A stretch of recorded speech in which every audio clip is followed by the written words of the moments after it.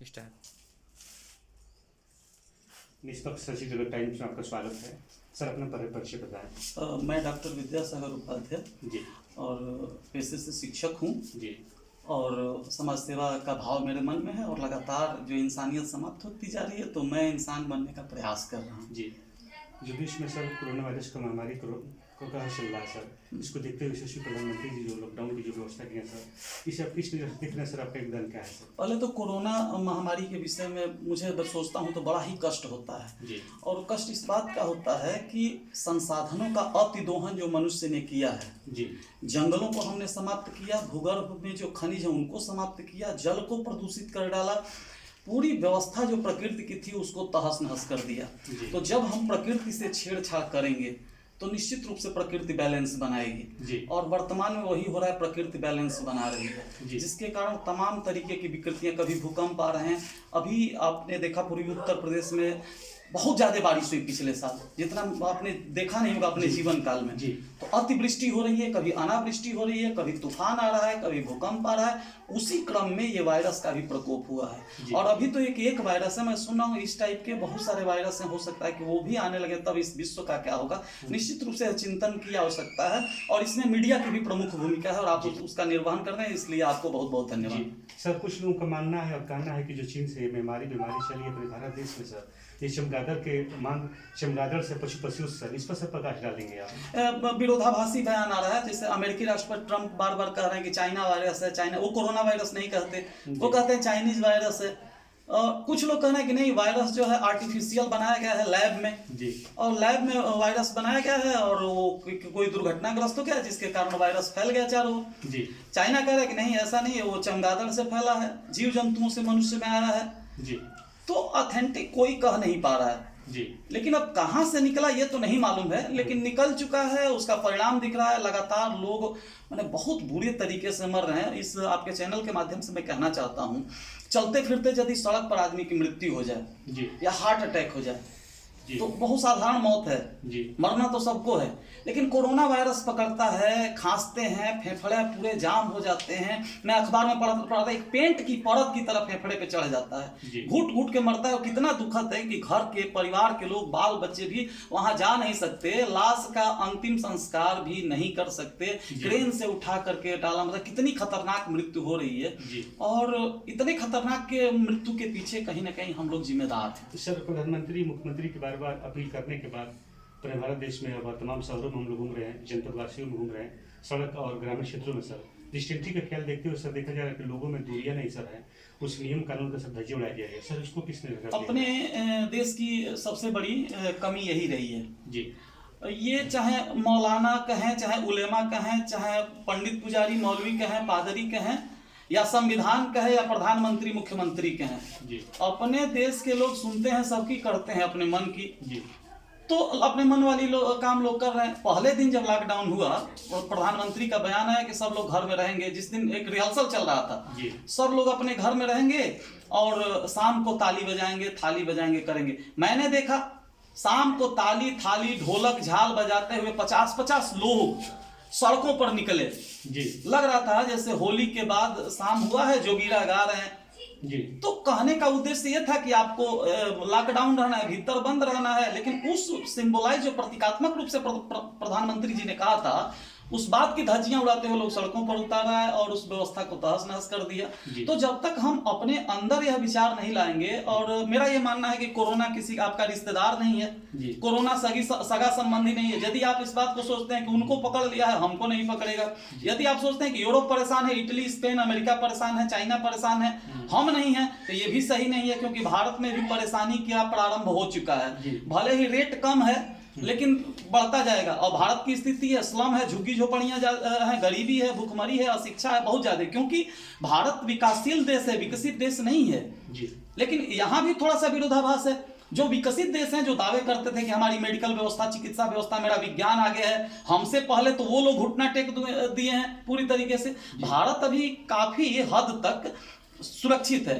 उसके पीछे कारण ये है कि हम सनातन धर्म के मानने वाले लोग हैं और यहाँ एक भाव रहता है मन में, जब पूरी दुनिया सोचती है कि हम सुखी रहें, हमारा परिवार सुखी रहे, वहीं भारतीय सनातन विचारधारा इस बात को मानती है सर्वे भवन्तु सुखिनः सर्वे सन्तु निरामया सर्वे भद्राणि पश्यन्तु मा कश्चित् दुःखभाग् भवेत्। सब सुखी रहें। हम केवल भारत के सुख की कल्पना नहीं करते, हम चाहते हैं कि अमेरिका सुखी रहे, ब्रिटेन सुखी रहे, पूरा विश्व जब सुखी रहेगा तो उसी विश्व में भारत है, भारत भी सुखी रहेगा। जी सर, अपने क्षेत्रवासियों को किस तरह से जागरूक करते हैं आप?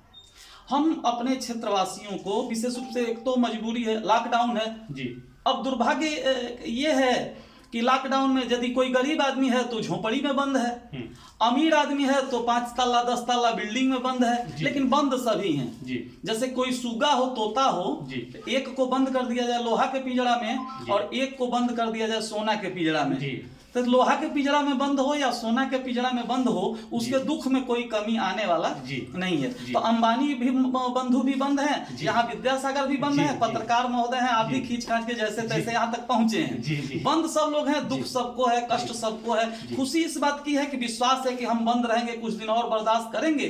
ये है ना, जब पीड़ा बढ़ती है, माता को जब बच्चा होना होता है तो प्रसव पीड़ा होती है और उस पीड़ा में डॉक्टर इंजेक्शन लगाता है। तो जब डॉक्टर इंजेक्शन लगा के उस दर्द को और बढ़ाता है और दर्द जब चरम पर पहुंचता है तब संतानोत्पत्ति होती है। तो भारत प्रसव पीड़ा के दौर से गुजर रहा है, भारत दर्द के दौर से गुजर रहा है और ये जो घटनाएं घट जा रही हैं, जैसे तबलीगी जमात आई, तेजी से कोरोना बढ़ा और भी जो घटनाएं घट रही हैं, तो ये इंजेक्शन लगाने का काम कर रहे हैं, उस पीड़ा को बढ़ाने का काम कर रहे हैं। और भारत इस पीड़ा को झेलने का बाद जब इस पीड़ा से निकलेगा तो एक नया भारत बाहर निकलेगा, एक नया संतानोत्पत्ति होगी। यह कोरोना बहुत कुछ दे के भी जाएगा। आज मेरे एक रिश्तेदार का फोन आया था, उनका बूढ़े हैं, 60-70 साल की उम्र है और उनका शादी का वर्षगांठ है जी। तो कोरोना के कारण उनकी 3 लड़कियां हैं, तीनों लड़कियां घर पे आ गई हैं जी। एक लड़का बाहर रहता था, वो लड़का भी आ गया है। तो पति पत्नी बेटी नाती नातिन सब एक जगह इकट्ठा हैं। तो यह कोरोना एक टूटे हुए परिवार को एक जगह ला दिया है जी, जी। दिल्ली में पूरा धुआं छाया रहता था इस मौसम में। आज दिल्ली सैटेलाइट से फिगर देखिए, एकदम साफ सुथरा है, गाड़ियां नहीं चल रही है, धुआं कार्बन उत्सर्जन घट गया है। तो हमारे पर्यावरण को सुरक्षित करके ही जाएगा कोरोना, जाएगा इतना तो मुझे पूरा विश्वास है। हमारा देश आशावादी है, एक न एक दिन कोरोना जाएगा, एक अच्छा भारत उसमें से निकलेगा। बहुत कुछ हम लोग सीखेंगे, इस बात को हम स्वीकार करेंगे कि हमने कितना क्षति पहुंचाया है और क्या करेंगे कि फिर ऐसा न होने पाए। सर एक सवाल, चूंकि कुछ लोगों का कहना है कि भुखमरी है अपने देश में, कम से कम 33% लोग ऐसे हैं जो कि डेली खाते कमाते सर हैं। सर उन लोगों को 500 रुपये अकाउंट में जनधन खाते में या उजाला में देने से वो लोग कह रहे हैं कि अगर लंबा समय तक सर चला गया ये लॉकडाउन सर, तो लोग सर किस तरह से जिएंगे और प्रधानमंत्री को क्या करना चाहिए? मेरा मानना यह है कि जब प्रधान का चुनाव होता है तो लाइनें बहुत लंबी लंबी लगती हैं और जब प्रधानमंत्री का चुनाव होता है, देश का संसदीय चुनाव होता है, तो बहुत कम लोग वोट देने जाते हैं जी। प्रधान के चुनाव में लंबी लाइन लगती है, काफी ये रहता है कि ये प्रधान है, हमारे गाँव का है, विकास करेगा। हालांकि प्रधानमंत्री का चुनाव बड़ा महत्वपूर्ण है, देश का निर्माण होना होता है, देश के भविष्य का निर्धारण होता है, लेकिन वहां जागरूकता कम आ जाती है। और विशेष रूप से भोजपुरी भाषी लोग चर्चा करते हैं कि केहू के सरकार बने उसे का होखे के बा, के खर्ची चलाई, नेता का करी है, सरकार से का होखे वाला बा जी। लेकिन आज जब देश कोरोना संकट से जूझ रहा है तब समझ में आ रहा है कि सरकार का मतलब क्या होता है जी। जो कहते थे कि बैठा के खिलाएगी सरकार, आज आप बैठे हैं घर में, सरकार फ्री में राशन दे रही है। मैं दल की बात नहीं कर रहा जी, कोई भी सरकार हो, सरकार हमारी है। तो हमारी सरकार, भारत की सरकार 1 यूनिट पे 5 किलो राशन, जो सरकार जो 25 रुपया 30 रुपया किलो अनाज खरीदती थी, 3-4 रुपये किलो बेचती थी जी सरकार, वो सरकार अनाज तो खरीद रही है, गेहूं का क्रय हो रहा है जी। महंगा गेहूं खरीद के मुफ्त में पब्लिक के पास गेहूं भेजा जा रहा है और जनधन खातों में पैसा भी आ रहा है जी। लेकिन अब जो सवाल आपने उठाया मैं उसका मतलब समझ रहा हूं, ये ऊंट के मुंह में जीरा वाली स्थिति है जी। देश हमारा विकासशील है, विकसित देश नहीं है। जैसे अमेरिका है, यूरोप के देश हैं, जैसे चीन है, ये विकसित देश हैं। इनकी प्रति व्यक्ति आय बहुत ज्यादा है, इनमें अमीरी है, गरीबी कम है। भारत में गरीबी रेखा के नीचे बहुत ज्यादा लोग हैं और बहुत सारे लोग तो इतने निर्धन हैं कि यदि कल मजदूरी नहीं करेंगे तो उनका भोजन नहीं मिल पाएगा। बहुत सारे ऐसे लोग हैं जिनका राशन कार्ड नहीं है, बहुत सारे ऐसे भी लोग हैं जिनके जनधन खाते भी नहीं है। अब जिम्मेदारी बनती है कि सब कुछ काम सरकार के भरोसे छोड़ना ठीक नहीं है। आप पत्रकार हैं, आपकी जिम्मेदारी बनती है, मेरी भी जिम्मेदारी बनती है। तो हम लोग भी मिल करके पता लगाएं कौन व्यक्ति है जो भूख से मर रहा हो, क्योंकि भूख सबसे खतरनाक स्थिति होती है। भूख की कोई जाति नहीं होती, भूख का कोई धर्म नहीं होता। भूखा व्यक्ति और भूख से मृत्यु होना भी बहुत खतरनाक है। तो समाज के लोगों का सबसे ज्यादा उत्तरदायित्व है। सरकार क्या कर रही है, क्या कैसे कर रही है अलग बात है, लेकिन हम और आप कम से कम अपने पड़ोसी के बारे में, हम चंद्रमा पे पानी का पता लगा रहे हैं, चंद्रमा पे पानी का पता लगा रहे हैं, लेकिन ये पता नहीं लगा रहे कि हमारे पड़ोसी के घर में दाना पानी है कि नहीं। मंगल पर जीवन का पता लगा रहे हैं और ये पता नहीं लगा रहे हैं कि हमारे गांव में लोगों के जीवन में मंगल है कि नहीं। तो लोगों में जीवन का मंगल और पड़ोसी के घर में दाना पानी का पता लगाना पड़ेगा। कोरोना से हम लोग निपट लेंगे। जी सर, एक लाख सवाल, चूंकि क्षेत्रवासियों में सर कुछ लोग गाँव में ऐसे लोग हैं जो कि खाने पीने में राशन कार्ड नहीं सर, तो सर आपके द्वारा कुछ खाद्य सामग्री या कुछ व्यवस्था की गई? हाँ बिल्कुल, शंकराचार्य परिषद के माध्यम से, जिसका मैं राष्ट्रीय पदाधिकारी भी हूँ, एक स्वयंसेवी संस्था है, उसके माध्यम से प्रतिदिन जो दुर्बल लोग हैं, विधवाएं हैं या जो गरीब लोग हैं, जो हम लोगों का संगठन है वो पता लगाता है कि किसको इस बात की आवश्यकता है, तो उसको प्रतिदिन ये उपलब्ध कराया जाता है। दूसरी बात है कि मैं एक सरकारी कर्मचारी हूँ, तो मेरा सैलरी कटती है और हमारे जैसे लाखों लोग हैं जो अपना वेतन दान दिए हैं और एक भारी भरकम राशि हम लोगों ने सरकार को दिया है, डायरेक्ट दिया है। इसके अलावा भी जय जवान जो संस्था है उसको भी मैंने एक चेक दिया है अपने निजी संपत्ति से। शंकराचार्य परिषद में भी आंशिक योगदान मैंने किया, तो आर्थिक योगदान भी हमने किया है। सामाजिक रूप से भी, चूंकि अब ये तो मजबूरी है कि लॉकडाउन का पालन करना है, एक जिम्मेदार नागरिक होने के नाते मैं दौड़ नहीं सकता, क्योंकि सवाल उठेगा ना, जब मैं ही रोड पर दौड़ना शुरू करूंगा तो फिर और लोग सोचेंगे भाई तू लंबी चौड़ी बात तो कर रहे हैं, खुद ही ये नियम को तोड़ रहे हैं। तो नियमों के बंधन में बंधते हुए ये सबसे बड़ा माध्यम है जो आपका हमारे बीच एक खड़ा है। इस इलेक्ट्रॉनिक मीडिया के माध्यम से, सोशल मीडिया के माध्यम से, व्हाट्सएप ग्रुप के माध्यम से, फेसबुक के माध्यम से, ट्विटर के माध्यम से हम लोग अपने संदेश को प्रसारित करते हैं, पता लगाते हैं और कुछ पता चलता भी है। हालांकि ये जरूर है, भारत कृषि प्रधान देश रहा है पहले से भी, और आज एक बार फिर लगने लगा है कि भारत आज भी कृषि प्रधान देश है। क्योंकि गांव को छोड़ करके, गांव में लोग कहते थे चिकित्सा व्यवस्था नहीं है, बिजली की व्यवस्था नहीं है, ये व्यवस्था नहीं है, वो सब भाग के गए थे दिल्ली, मुंबई, मद्रास।